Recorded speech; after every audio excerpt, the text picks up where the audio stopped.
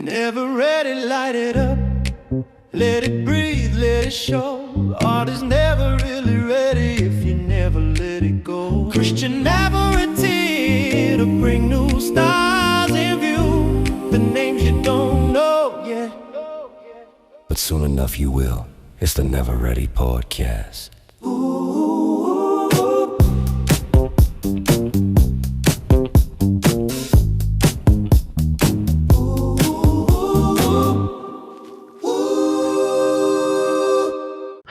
Sorry, I'm late. Thanks for showing up. Couldn't find a parking spot in my own area, so no worries. No worries. Thank you guys so much for making it to another episode of the Never Ready Podcast. I am your host, Christian Navarrete, and today we have the distinct honor of having with us photographer, writer, filmmaker, and the founder of Desert Focus Productions, Austin Schadewald. Welcome to the show, my friend. Thank you. Hey, thank you. Glad to have be you here. Hell Thanks, yeah, man. This is cool. I appreciate the invite. Of course. Awesome. You were one of the most creative people I know, and you were one of the first people I thought about. In fact, I think I had you on my scheduler before anyone else because you are busy. Thank you. And yes, I am. I had to make an appointment, which was really awesome because it was one of the first times I felt like in a production that I'm making, I feel very professional making appointments and like, oh, I'll be available, 2 weeks out. I'm like, whoa, this is awesome. That's how it should be. So thank you for coming on today. Yeah, absolutely, man.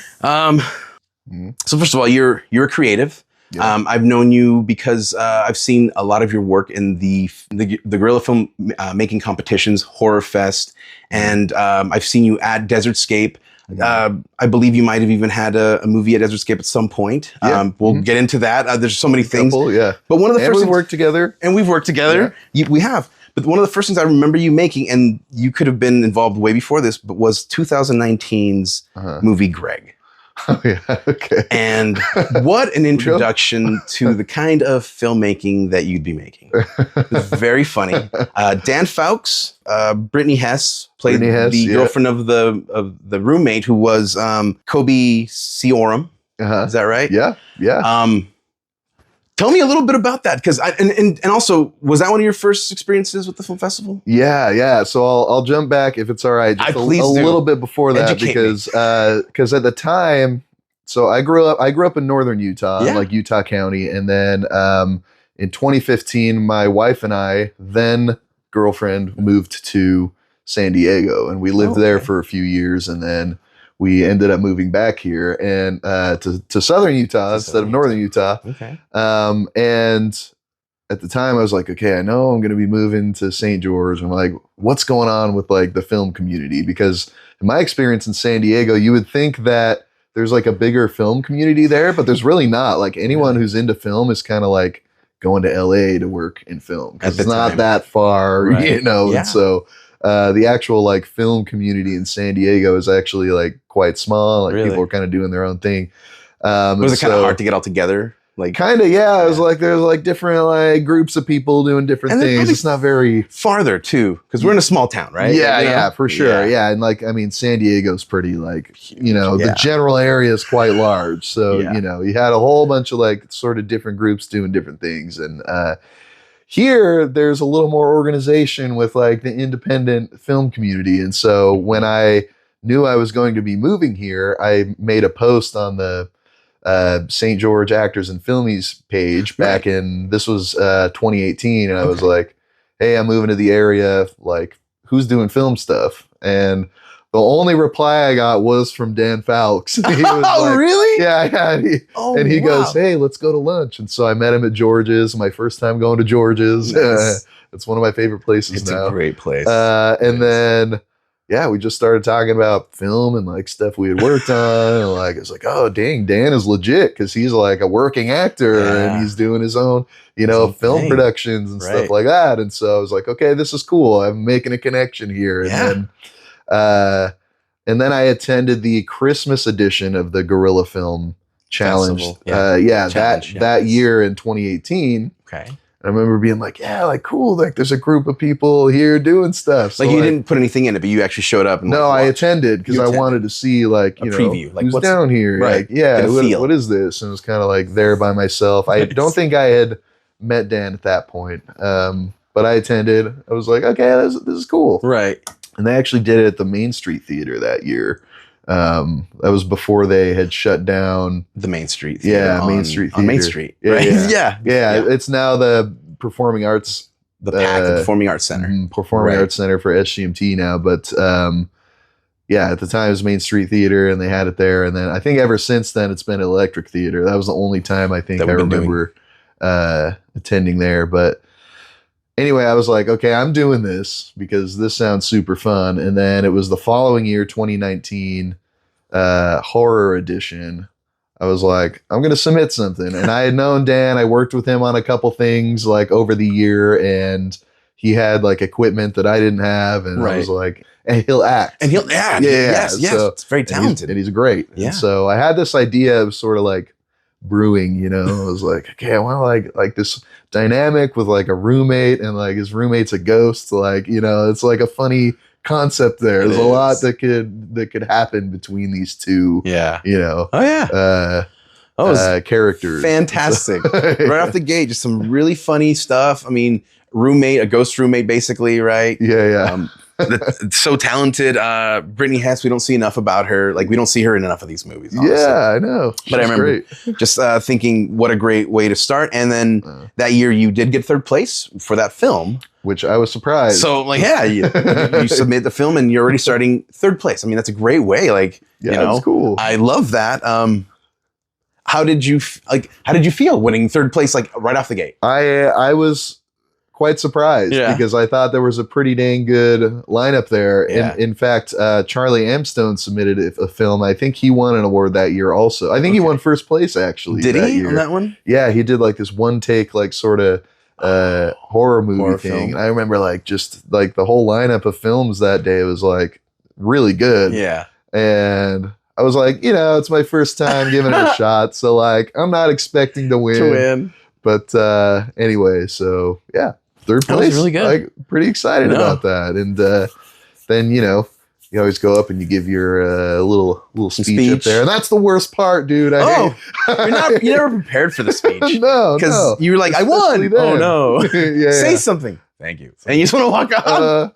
Thanks, Mom. Yeah. Thanks, friends. And so not good at talking in front of all those. Yeah. But if I remember correctly, you did great. Thank you. Like, it was very natural, and you're very humble, and it was a good experience. I'm like, it was good to see. It was one of the, you know, I will be honest, a lot of times a lot of us will be sitting there watching these movies, right? And then like when we go to vote, we have to like leave for a little while. Yeah. We go around going like, what do you think? Which one do you think is going to win? Like, which one do you? And you know, and you try not to like start a like negative list of things, but you do go, well, I don't think this one. But these ones are, you know, I'm pretty sure, and you were on that list. We're like, man, I don't know, you know, because it's competition, right? Yeah. We don't validate ourselves on winning per se, but who doesn't want to win? Sure. Yeah, right. Yeah. But we still, there's a little bit like, but so you were really in there like, this guy's good. We don't even know who this guy is. How dare he? No, it was fantastic. Oh, cool. Well, I'm glad you remember that one. It's a lesser known work of mine. Really? Oh no. And I wasn't sure if that was your first one. I just remember that one. And then from there, it was like, you were on the map. Like, you were a name that I would see you with Dan. I would see you close to John Pugh and Adam. You really became like friends and cohorts with them. Yeah. I see you guys doing projects, you know, all the time, which is awesome. I'm like, yeah, this is good. Hey guys, this is Christian Navarrete from the Never Ready Podcast. I want to take a quick moment today to tell you about my family's restaurant, Ernesto's Mexican Restaurant.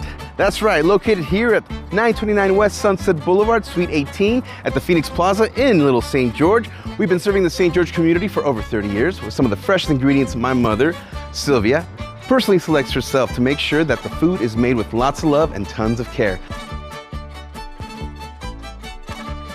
Yep, we've been here for quite a long time, but if you're really, really lucky, you'll be served by my amazing cousin, Angie. Angie, let them know what days are we open? So we're open Monday through Saturday from 11 a.m. to 8:30 p.m. We've got lunch specials running every Monday through Friday, plus a full bar ready for whatever you're sipping on. Can't stay? Grab it to go or order directly on DoorDash. Need a suggestion? Well, my friend Natalie swears by the steak nacho fries. What a time to be alive. So if you're in the area and craving some amazing Mexican food, come try us out. We'd love to see you.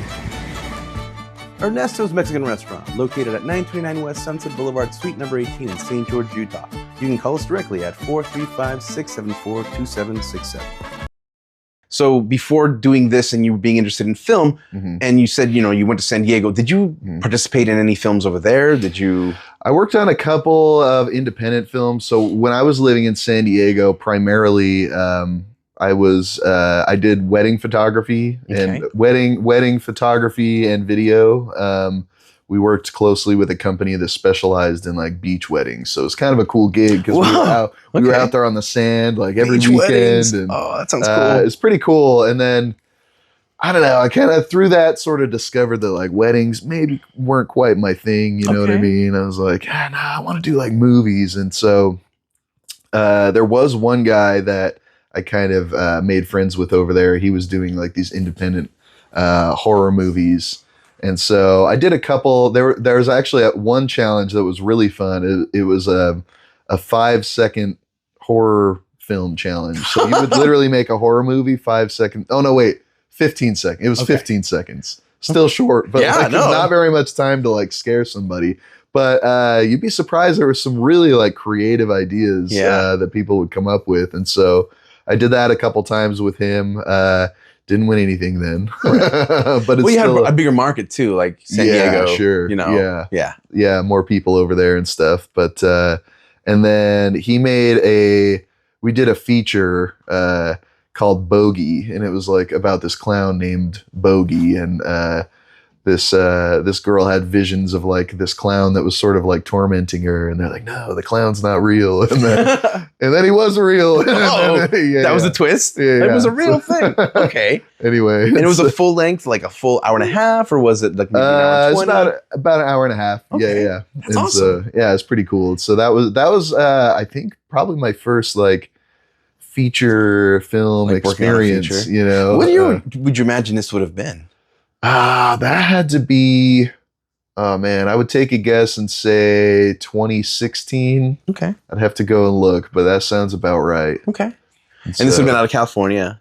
And you don't know if this guy that you worked on it had posted anywhere or anything? I don't know if it's available anywhere. I could reach out to him and see hey, where's that movie we made? You never know. It's one of those things where I like to go searching for stuff, like the roots of where people came from and things that they've worked on. It's just always fun. Yeah. And then I do also remember you working on a film with Tyson Chantecler a few years later called Fishbowl. Yeah. And crazy movie. Dark. Was not a feel-good film. No. And Tyson seems to live in that realm a lot of the time. Like he can do comedies, but man, does he delve really well into this dark. And you coming off this movie, Greg, which was a complete light-hearted comedy with sarcasm and a little rudeness in there, but I really enjoyed. You have this like really dark, dramatic. How do you transition? Like, what was your thought process going into Fishbowl? Yeah, Fishbowl.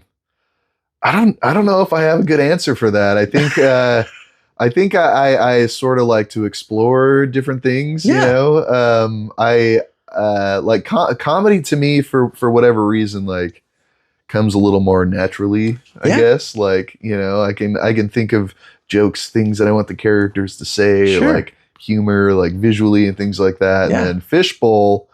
It's not that. It's not that at all. A different tone entirely. And I gravitate toward films that are like a little more like mind-bending, sort of cerebral type of stuff. And I think I was trying to go into that realm a little bit and see like how could I do this? And then getting Tyson on board, I knew he was the right choice because he's obviously very talented.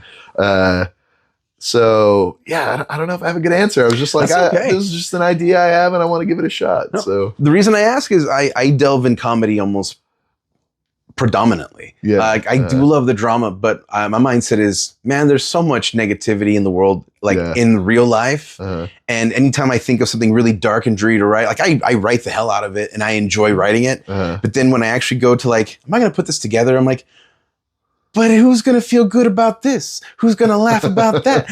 So then I limit myself and I go, I want to write a comedy. So I have all these saved dramas up. You wouldn't believe just so many dramas, but I'm like, I just want to write something funny. People will enjoy. They'll leave going, Totally. But that's why that's what I'm curious. I'm like, and you went for it because I have a hard time going for the drama.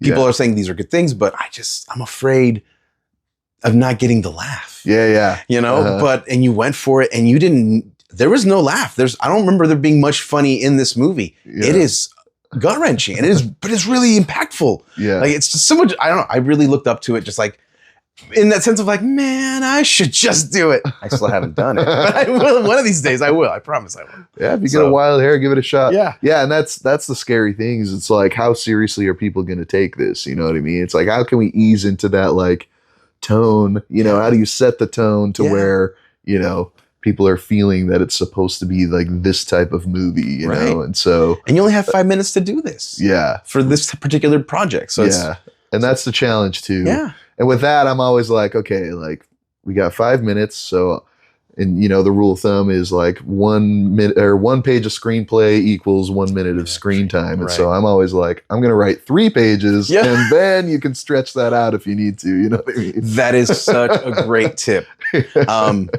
I would say it took me about 11 years to figure that out because I would always write a 5-page script and then wondered why it's an 8-minute movie. Sure. And I'm like, so then, now we do write 3-page scripts and then figure out how to stretch that out. Breathing room, right? Like this take went a little longer, so maybe we can use more of that. So it gives you just a little bit of room. Yeah, you know? some time for things to land a little bit better. Yeah, exactly. That's fantastic. We were just talking about Fishbowl. You said you had a funny story about that? Yeah. Please. Okay, so I remember reaching out to Tyson, very talented actor, and he was doing a show at the time. So I was like, man, his schedule might not... He's in a play? Yeah, he was. He does a lot of theater. So he was in a play and he was, you know, not super available because they were like performing every night and he's rehearsing and all these things. Yeah. So I'm like, dang, I don't know if Tyson's going to do it, but he's always like stoked about... I don't know how he figures out the time. I really do, but go on. And I remember I was like, I really want to talk to him about the role because I asked if he was available. He said yes. And then we hadn't talked. And then it was the night before that we were going to shoot. And I finally got him on the phone. I was like, this is what I'm looking for. He's like, okay, got it. And that was like all the preparation he needed. Yeah. And he was excellent. So I was like, man, just like how quickly and naturally he can just like become a character. And like while we were shooting, he just like, he had it down, man. It was perfect. That's awesome. Perfect, so. No, he's good. Fly by the seat of your pants, you know? Yeah. And he plays it so well. It's important when someone gets what it is. And I bet you were just nervous. You're like, we're about to film and I haven't even given him any notes. We haven't talked. We haven't practiced. Yeah. But it is nice when someone can show up, understand from what you wrote, the material, and ask a question or two. And then I'm that person now. Exactly. That's awesome. That's talent. Yeah, he's fantastic. He played Freddy Krueger, one of my films. And oh, nice. Man, he just brought Freddy Krueger. It's like he'd seen those movies before or something. That's fantastic. Desert Focus Productions. Okay. So that is your production company. The plug. That right there. Well, and it's the biggest part of you as far as the business goes. Like this is you right now, and I kind of want to know like the crux. Like, what made you decide I want to start a production company? Yeah. What do you do with your production company? Like, yeah.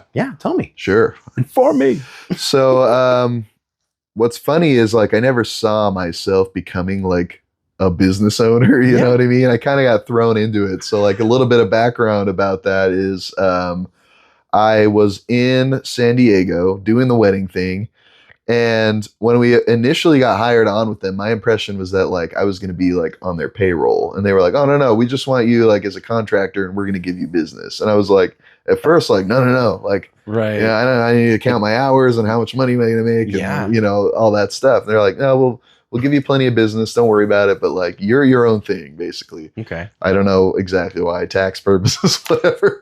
It's important. But they didn't want to deal with it. Like, you know, and so I was like, okay, I can make this happen. And so like, kind of learn the ins and outs of like, what does that mean? Like for taxes and what does that mean for like, you know, I got to pay for all my own like software and things like this to do my thing. And so that's like the beginning of like where I started figuring things out, you know, and then, you know, interacting with clients and things like that and like sort of figuring out how to do it my own way. How can I provide like a better service to people? And so kind of like from how you'd want to be treated. Is that how you were like, planning it? Like, okay, like, these are the other options available out there for wedding photography. Like, this is what they're doing. Like, how could I do it my way or do it differently or offer something different, Did it start as wedding photography? Yeah, it was wedding photography. Okay, so you're wedding photography. Okay. I did a little bit of like family portrait stuff as well, but like the bread and butter was like the wedding photography. And like, when did you, like, what year would you say, like, I'm starting now? Yeah, that was in 2015 when I started that. Okay.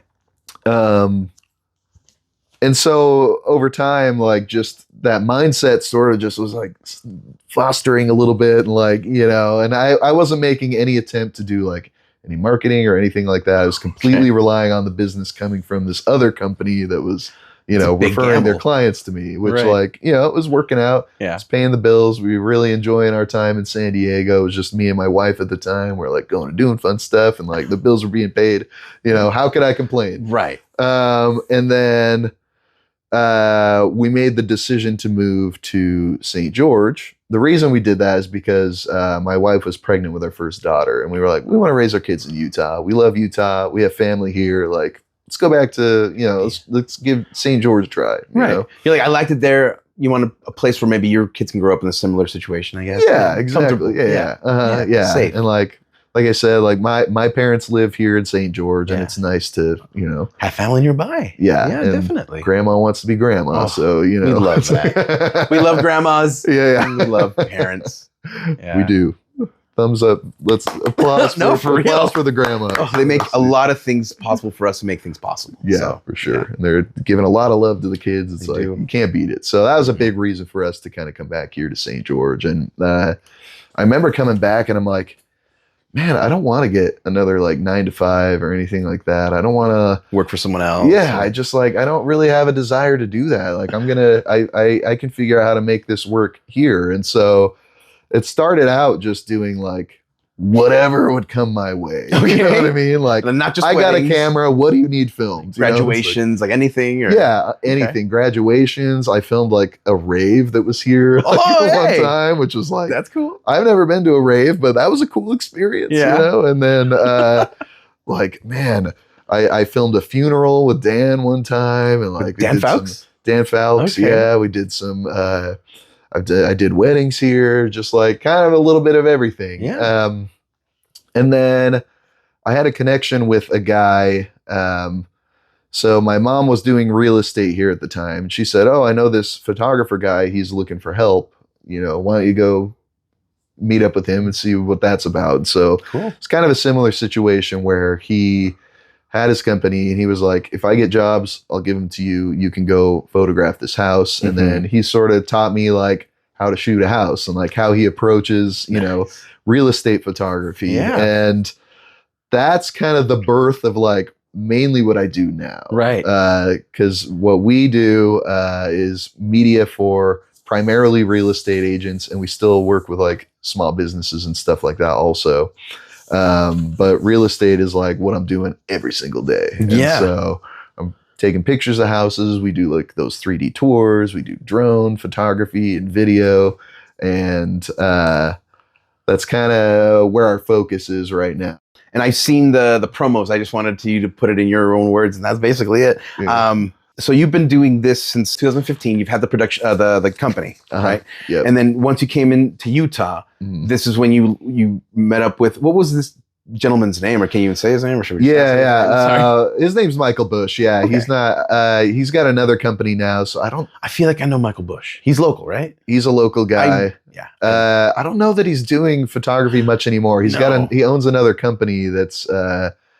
He like manufactures parts for like sprinklers or no like side by sides, like razors and stuff like that. He makes like really cool products. I think sorry, it took me a second. I know Mike Bush. Yeah, he was buddies with Keith, I think. Yes, they're buddies. Yeah, it's exactly how I know Michael Bush. So it took me a second. I'm like, I know that name. Yeah. Okay, so, cool. So Michael Bush took you under his wing. Yeah, and he was like, so cool. He was like, yeah, so like and I was working with him for a minute, and kind of taught me the process a little bit. Like here's how you shoot a house, and like here's why I shoot it this way, and then then I kind of sort of like went off, started doing it on my own, and then it's sort of grown since then. I've grown my own sort of client base and filled the pipeline, so to speak, and now I'm busy. So I was going to ask, I mean, you must be doing a lot of work. You've been busy, but busy doesn't always mean like busy in the best way. But it feels like you're busy in a really great way right now. It's like, I'm finding that balance because you get too busy and you start going, man, I'd love to just hang out with the kids this weekend, but I got to focus on this. And you get to that point where it's like, I want this to grow, but I'm also going to need help to do that. So like maybe there's an opportunity to hire some people or, do what Michael did and like, have like a photographer who's a contractor and send them out on a few jobs a week or something like that. And did you happen to meet him through Keith? I met him through my mom who's doing real estate. That's right, you said that. And had worked with him. You did say that. And actually he did have his own brokerage at one point, his own real estate brokerage at one point. He had a partner and then that was where I initially had met got him. on board. But that's really cool. And then I found out later him and Keith were buddies. So it was so it was after the fact? Yeah. That's funny. Because you work with Keith Owen quite a bit. Yeah. He does music production. Music production, sound design. Like on-set sound mixing, all that stuff. He's been around here for years and he's super talented. He's the man. Keith's the man. It's a good guy to know. Yeah. Well, so what does that look like working with professionals? Like you have the website. Yeah. They seek you out. Do you seek them, or did you start off like seeking them out and then went from there? Or what does that look like? Yeah, most of my business honestly has been word of mouth. We've done like a couple of like ads on Instagram. We've got some leads from that, but primarily meet with agents, kind of network with them. We kind of like to build long-term relationships with people, and so they keep calling us to come take pictures of the houses. And good. I think people like working with us because we easy going maybe. Or? I say us because my wife is also a partner in the business. So, your wife's name? Yeah, her name is Angie. Angie. Yeah. Angie Schadewald. Angie Schadewald, yes. Right. Angelina Schadewald. So make sure she gets a shout out. Like, that's right. we just refer to her as your wife all day. She'd be like, "Are they gonna say my name at any point?" She's just the wife. No. we're gonna scrub that. Anyway. Angie, okay. and so we run the company together. She does a lot of like the scheduling, like kind of the back end, some communication with clients, and then she also managed social media pages and things like that. Good. And then I'm the one going out taking pictures of houses, doing the editing and stuff like that. And so.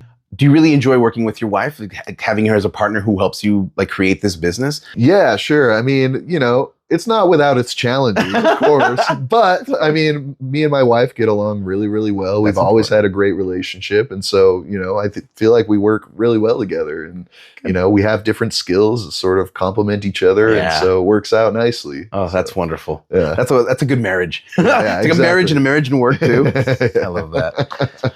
One thing that comes to mind. So a couple years back, I saw that you were helping make a movie for the Figmentation Foundation. Yeah. It's a 501c3 nonprofit.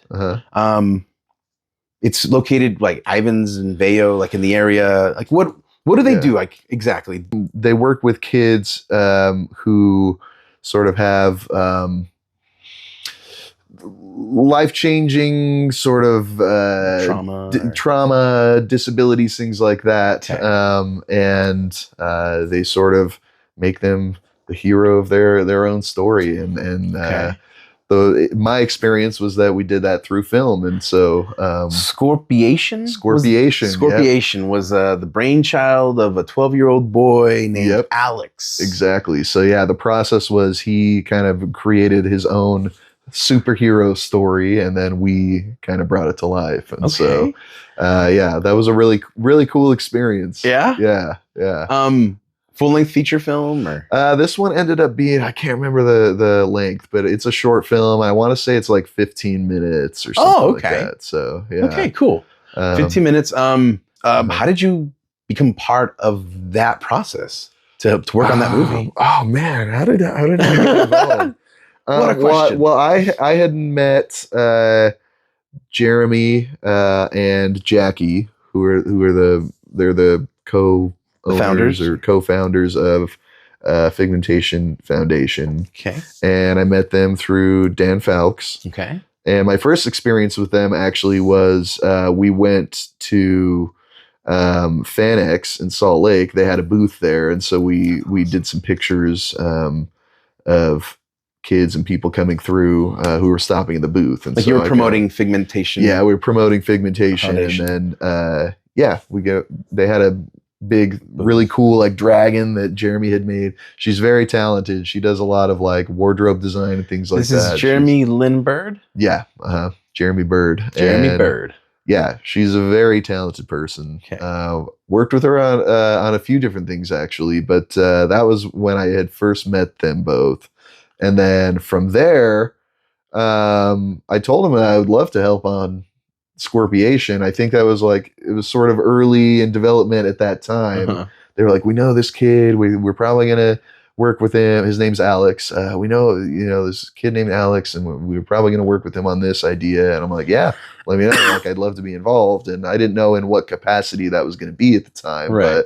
but it ended up being, I was a cinematographer on the movie, and so it was pretty cool. Yeah, Yeah. cool experience. How long did you work on that film? Like, how was it? Like a month long, or? This was, I believe, we did like a week long, or like 5 days, or 5 full days of shooting, or something like that, and then maybe like one pickup day. I want to say, yeah, but it was cool because we had like a pretty big team, you know? And then a lot of people sort of coming together to. Like we filmed at Raven's. I don't know if you know Raven. He's got like this Raven dojo and Hurricane. Dojo, what's his last name? Raven Kane. Yep, Raven Kane. Raven Kane. Yep. He's like a martial arts or martial arts expert. Local celebrity. Well known. Does music as well. Yeah, he's got a band too, I believe. Yeah. I've met him on a few occasions. Yeah, so, he's a really cool guy, and he's like, yeah, come and film at my place, and like. We can have people available to be like henchmen that the kid fights and stuff like that. That's awesome. It was cool because everybody came together and there was like support. Mm-hmm. That's we got some bikers from Baca. They like came and like that's awesome. I love it. They were there and a part of the we and then Jeremy's like wardrobe design. So like she designed the costume for Alex. He wore the Scorpiation costume. Yeah. And we had lighting and we had just like this whole crew that, all came together and all volunteered their time. And it was a really cool, really experience. Fun. Yeah. That's really good. fun opportunity. So because it's good to see a lot of the positive things. Yeah. Especially you saying, Raven Kane coming in saying, let's do this. Baca, bikers from Baca. It's nice to see in this small town that you make the connections, you can get people to come out and help you. Yeah, for sure. Yeah, and they're willing to help you, and they're happy to help you. Yeah. You don't see that everywhere. Was Alex, did you get to meet him? Was he heavily involved by the time, you were actually producing it? Because I know he came up with it, but was he there quite a bit? Did they get to see he gets to act in his own movie. So he gets to be in it? Does he actually get to wear the costume? Like he actually becomes a superhero? Yeah, he becomes a superhero. He wears the costume. Yeah, all of that. And then he acted in, I think there was a one part where I think they did put a stuntman in the costume, but for the most part it was Alex in the costume and he was doing his own acting. And that's so cool. So yeah, I think I hope it was a good experience for him. There were a couple days where I think it was like just a longer day and like, and he's diabetic. So like, it was extra tough on him. Some tough things. But I think ultimately it was a good experience for him. And it was really cool, obviously, to see because they had a red carpet premiere and like a lot of people were there. And so it was really cool. Really special. Yeah. Just made him feel like a star, That's cool. Everyone's a hero of their own story. It's not every day you get to see that actually on the big screen. So. No, and it's really it's a really cool thing that it's available, that this actually exists. Yeah, you can help people. I don't know, and if that helps them in any form, amazing. So love super that. Cool. First impressions matter. And where it matters most is when you're marketing a home for sale. Let's face it, blurry photos, awkward angles, close-ups of water closets, they practically scare buyers away. You may as well have a grumpy old man on the front porch. Get off the lawn! At Desert Focus Productions, we're here to help you make a great first impression with scroll-stopping premium photography and aerials, signature cine tours for an immersive video experience, and agent spotlight tours so you can build your brand. Did I mention we deliver photos lightning fast? Next day turnaround on all photography sessions means no waiting around for results. With easy online booking and long-term focus on helping agents like you build your brand, we make marketing effortless. You don't get a second chance to make a first impression. Book now to start marketing your listings today. But don't take it from us. Our clients say it all. Desert Focus Productions has agents coming back for more.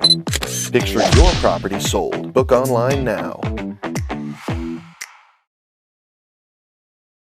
So you've worked on a lot of shorts. Scorpiation was another short film. Mm-hmm. You said you did at one point work on like a long form film. Mm-hmm. I do know not too long ago you were a part of Chicken Coop, which was directed by Joseph de Gaulier, starring Mark Brasic, or Brasich. I apologize if I get that wrong. It's a beautiful last name.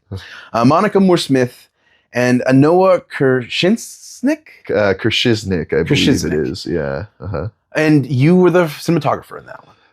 So I actually was more of a camera assistant in that one, but there was a moment where I got to kind of operate camera on a gimbal for one sequence. Oh man, on a gimbal? Yeah. Okay. So what was that like? Well, that whole experience. I mean, yeah, I look back on my experience on Chicken Coop very fondly because independent film, very small crew, and the fun part about it is like we were also all like living in the house like throughout the production filming process. And so except for the cast had special accommodations, of course, because they're the cast.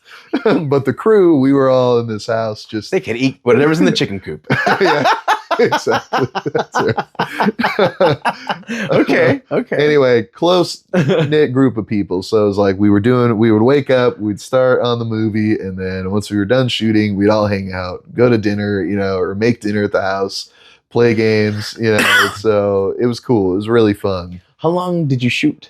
That one was, I want to say it was a 2-week shoot. Wow, that's fast. Or 10 days or something like that. That's so cool. So, yeah, it was quick. And what's nice is it was primarily one location, which also was the house we were living in Really? For the production. For that? Yeah, the one we were staying in. And so literally would like wake up. Sometimes the camera would even be ready because we were staying there. You're just like, we're there. It's done. Well, that must have been very convenient. Yeah, it was convenient. Maybe not amazing, but convenient. And a little inconvenient at times because it's like, all right, move all your shit out of the way so that we can. Can I swear on this? I haven't decided, but I think it's fine. I think I'm going to start with a graphic saying there may be some bad words. Yeah. That's the thing. We would move all of our stuff out of the way.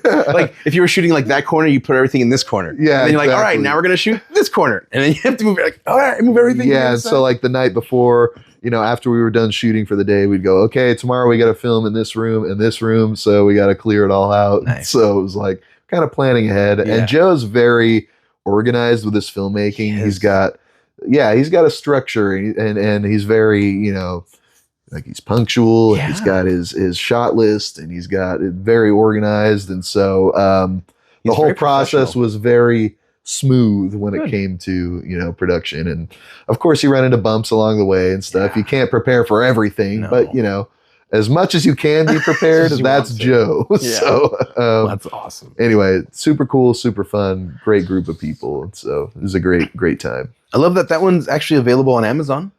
Yeah. To watch anytime you want.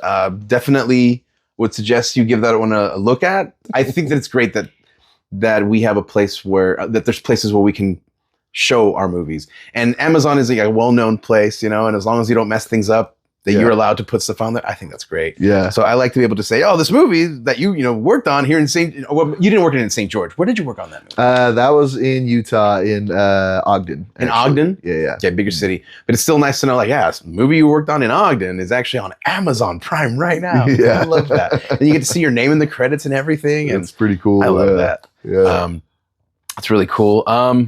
Then one last thing I just wanted to mention. So you have helped me. You've been the cinematographer in 2 to 3 of my films.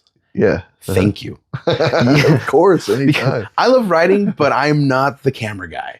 And up until you helped me with those, like I was always just like, here's a story, and I'm just gonna do this, and sort of kind of I've always half-assed what I do with my camera work. Yeah. But then when you started doing like the things that I saw that you did with my movies, I'm like, dang it! Now I really have to try hard because it's really good. You've addicted me to it looking really good, and not just like it's good. It'll be here. They're in the camera. People can see them. The end. You know. Sorry, I made it harder for you. Yeah, thanks a lot. No. You put more pride in my work. Cool. You did. I'm glad. Yeah.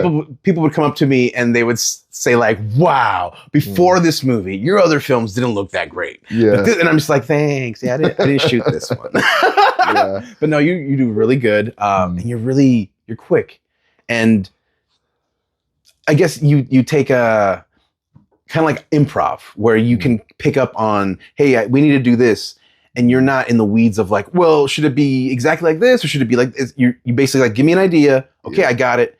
And then typically when you are recording what it is you've been told or like asked to record, it's better than what I've even figured that I wanted to see. So I was like, you have an eye for it. Obviously, you've had a lot of experience and you have an eye for what looks good on film. And man, we all need that eye. Like everyone really, we would be so much better if we had like a perspective in the film with what you do with framing. Yeah. If we kind of had, I guess, your intuition to it, because I think it's really good.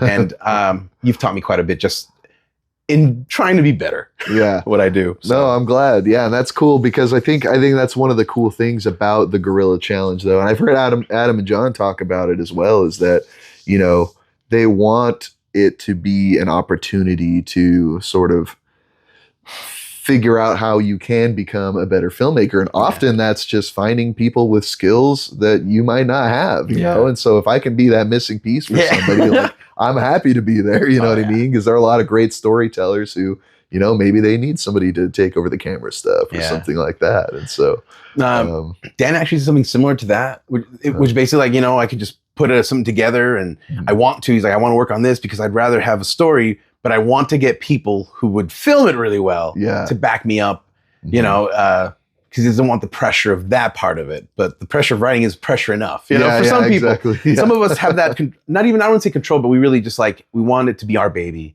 Yeah. We want to write it, produce it, edit it, everything. Yeah. That isn't the easiest way to do anything, but it's true.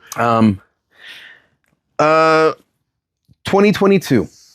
Yeah. There was a movie you worked on, Sounds of the Outdoors. Oh, yeah. This was your movie. You directed this. I believe you wrote it. Yeah.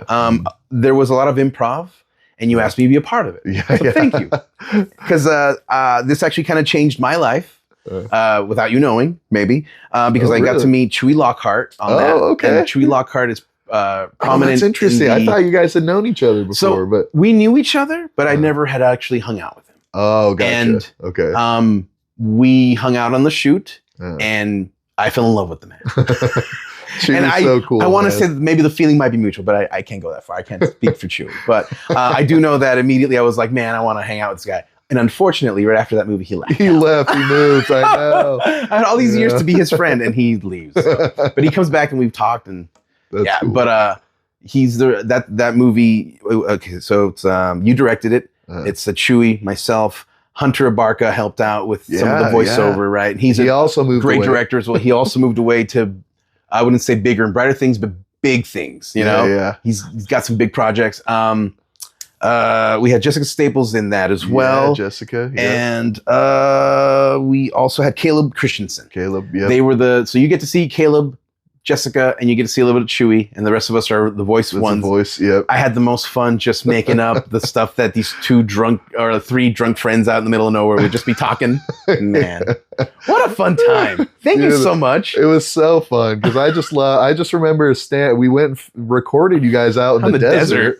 So I was like, I want outdoors, but I don't want noise. So like, let's just go record out in the desert. Yeah. And then just standing there holding the recorder and like listening to you riff was just so hilarious. So much There's fun. so much of it I wish that I could have used, but it's like I can't make it that long. I gotta keep it contained. But man, it was a good time. And Chewy's a good riffer because he obviously he's got the experience with the improv. Yeah. And so it was easy for him to like, improv something, make it up, but also keep it within a parameter. Like we weren't going to talk about completely different things every time. Like we kind of kept it like, oh, it's about this. So it's so nice to see that control. And thank you for giving us the chance. And I believe in that when you won third place that year. I think so. Yeah. Or let's see. Yes, you won third place that year. Just hilarious film. And Caleb Christensen, I had him work with me in a film before this. And here's the funny thing. I had only seen him be in like dramas. Oh, okay. I didn't know the dude was hilarious. That dude is hilarious. Oh my God. And he's hilarious in such a dramatic way. Like, because he can be like very straight and then he'll just pull something out of his butt that you're just like, oh my God, what is this? He's another talented. And Jessica Staples. Jessica, of course. There's a reason why she works with so many people. And it's not because she's the only woman in the industry here. There's actually a lot of women, but she's just sought after. She's like, will pick up on it quick. What was it like working with them? Directing them? Yeah, I mean, I love working with Jessica because she I mean, obviously like takes what she does very seriously, you know, and she's been doing it for quite some time now. And so I can't remember, I don't think I had worked with her before or had directed her before this. Right. And I think I was looking for that opportunity. And so I think she was the first person that I thought of for that role. And of course, she's Jessica. She's always excited to be a part of stuff, and so if she's available, you know, obviously she's very busy too. Highly sought after. I said, she's not working on projects because she's on some other project. So. So she's like, I'll be there, and then Caleb, of course, is awesome, and he's always excited to be a part of stuff as well. And he's always looking, at least at the time, it's been a while since I've spoken to him. He was like looking for ways to sort of hone his craft and you know, be a part of the more film stuff and less like theater stuff, which, you know, you're there aren't as many opportunities for film work here as there is theater. And so I think for actors, when there's that opportunity, you kind of want to get in front of the camera. And Caleb is, I mean, I've seen him in some other films since then, and he's just incredible, man. Incredible.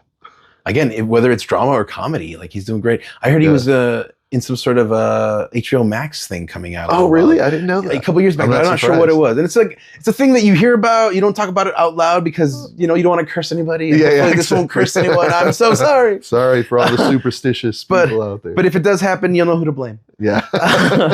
Conspiracy 25. Oh, okay. How could I have forgotten? Let's talk this about is the big guy, and this is my last page here. Conspiracy 25. So I would be doing a disservice to try to describe it. Please. Sure, yeah. So Conspiracy 25 was an idea from Joe DeGaulier, once again. It's sort of if you're familiar with like Dogma 95, like the Dogma 95 film movement, they sort of had this manifesto in the 90s where they would make films under certain parameters, certain rules, right? And so, you know, they were after like raw sort of like character driven drama. And so there were like cinematography rules, like you couldn't use, you know, any artificial light sources, and, you know, you couldn't have, at least for our rules, there were things like you couldn't have any like sort of like superficial tension in your movies. Like, for instance, like, you can't have a character just suddenly pull out a gun to create drama in a scene, you know. It had to be like emotional, sort of character driven drama, like, you know, situations and like character situations and things like that. And so we had this set of rules that we had drawn up, and the original Dogma 95 rules were on like this red paper, and so we did it as an homage to that. It's on this red page with all the rules that we had to follow throughout this filmmaking process. And so some of the rules were like you had to write a script within a 7-day period of time.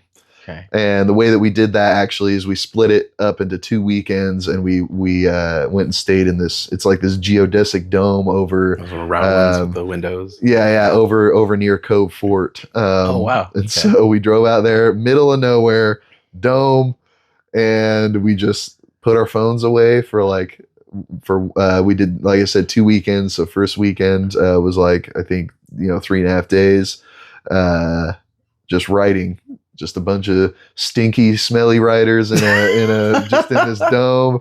And how many of you were there? So there, let's see. 7? So it was me, Sterling Andrews, Joe DeGolier. Parker was part of it, but he lives in Virginia, so he was there for the second. He did the first weekend at home, and then the second weekend he met up with us. What's and Parker's then last name? Sorry, Parker Peterson. And then Caleb Hatton was also part of that. Right. He's the one who hooked us up with the dome. He had a connection with the dome, and so he hooked us up with the dome. location. And then who am I missing? Was that it? I think that was it. Okay. And then it's hard to miss people. If we did miss you, I know. we're sorry. It's not on purpose. I feel bad. He's on camera. There's a lot of stress right now. Exactly. But yeah, it was cool because it was sort of a detox in a way, because like just separating yourself from technology is like, I don't want to get all like woo and stuff here, but like it was cool to just like sort of reset. Like your mind sort of slows down when you're away from like the chaos of like, you know, you're getting text messages and right. like, you know, your kids are asking for a cookie and like all this stuff. There's like this crazy, you know, like just chaos around you. Yeah, distractions. Yeah. Right. Or like you're driving and there's traffic and there's, you know, a dog in the road and there's like, you know, there's no just peaceful like time for thinking. Yeah, exactly. Yeah. And so just having that opportunity to just be like, okay, there's nothing to worry about here. I'm just gonna, you know, switch my brain into writing mode and get it done. Like, yeah, and that was the focus. Is it's like we had to have our first draft done by the end of that second weekend. Okay. And the length of the films had to be between 80 and 90 minutes, I believe it was. I might have to look, but like a short feature, basically. Yeah.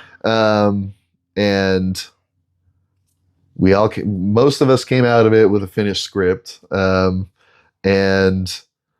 then from there, we were supposed to make the movie. There's supposed to be about 5 films, right? Yeah, there's supposed to be about 5 films. Only 2 were completed, Caleb's and Joe's. It's still a huge endeavor. It is, yeah. It was a cool process. The parameters and everything, yeah. Yeah, it was a cool process because, you know, we all came out with a feature-length screenplay, which is cool. Like, that's an accomplishment itself. And you still have yours. Still have mine, yeah. So let me ask, what kept you from being able to finish yours or get it started or anything? Yeah, so I kind of did a little bit of like pre-production, a little bit of rewriting, and the way that I wrote it, I knew that I wanted it to take place in mostly one location, just for simplicity of like production and, you know, cost-wise, logistics, cost, which is also another limitation. We weren't allowed to spend more than $2,025 on the movies. Yeah, great limitation, by the way. Yeah, it's probably my favorite one. I remember having an argument with Joe about it a little bit. I was like, I need to spend like more, because like people's time and stuff, and like, not that I'm like super wealthy and like can spend that kind of money, but like, you know, you never know when like, okay, I need to buy this prop or whatever. And he's like, no, like you got to figure out how to do it. And I'm like, well, what about like, you know, feeding people and stuff? He's like, I don't know, make spaghetti, you know, like that kind of thing. And I'm like, okay, I get where Joe's coming from. Like you can be, you know, when you're in a box, you figure out how to you know, be more creative, even with like just the production itself, like getting it filmed. And so limitations can really lead to some amazing things. It can. And people were eager to volunteer on people's films and stuff like that. But ultimately, I was just too dang busy. I figured that's really what it was. What it came down to. And I had some other things going on last year that sort of screwed up the schedule and stuff like that. But I was happy to be there because throughout the process, we were getting on like video calls once a week and just talking about where we were at and, you know, what do we need to be working on, and trying to make sure everybody has some sort of forward momentum on that they're moving along on their movie. And Joe was driving the bus the whole time. He was kind of our captain. And so but yeah, it was really cool. And then the films that sort of came out of it, there were 2 feature films, and then there was a documentary that was also made of like the project process. itself. Yeah, which Joe also ended up making, which is a funny story. But that's amazing to be able to pull out so much from one project. Because even just thinking, oh, I'm going to do a documentary on that, like not everyone thinks of that, added thing. Yeah, it is. He's